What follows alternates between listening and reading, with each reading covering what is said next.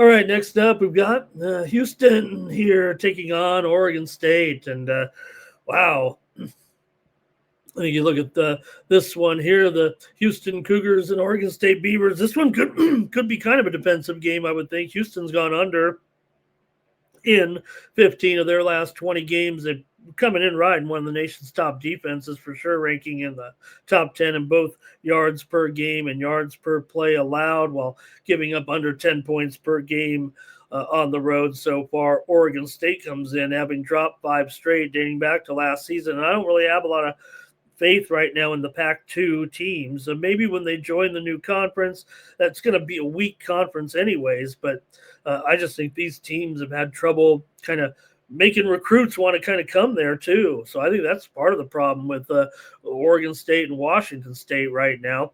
Oregon State, they've covered just once in their last 6 games at home and are averaging a dismal 1.9 yards per carry against Power 4 opponents so far this season. The Beavers have mustered just 7 points, of course, against the Ducks. I mean, that's not great. I mean, you're playing the Ducks, but still, despite a tough early schedule, Houston here is off to one of its best starts in nearly a decade, winning kind of with defense, obviously with defense, rather than explosive scoring that maybe we've known Houston for in the past. Oregon State will have enough problems scoring, you would think, in this game, and it could probably be a stout defense here by Houston, maybe keeping them off the scoreboard here.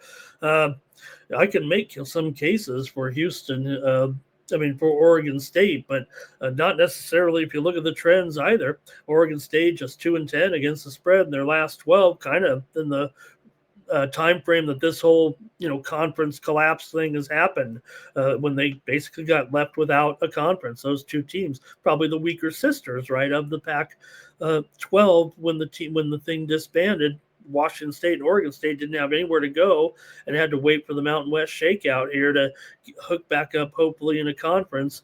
We know it's coming, but right now they're in nowhere land. 1-5 against the spread their last 6 at home. 1-5 against the spread their last 6 against Big 12 teams, which they'd like to be part of that type of group. So Houston, as I mentioned, they've gone under in 15 of their last 20, but also 5 of their last 6 against the old Pac-12 teams, if you will. Houston's also gone 4-1 against the spread in their last 5, although they've dropped 9 of their last 12 on the road. This doesn't feel like as tough a test, so I'm actually going to lay 11 points here. With Houston, or 13.5, whatever it is right now. I should be less flippant about it. They are up to 13.5 here, but total 47 in this one. I just can't make a case for Oregon here, so apologies. Like I said, I had these lines written in here. It did move a little bit before that, but I'm still going to lay it with Houston here and lay 2 touchdowns as the free play on the show. All right, so look at football for Friday. Now, at least we'll come back to some Canadian football. I got a couple plays for you as well.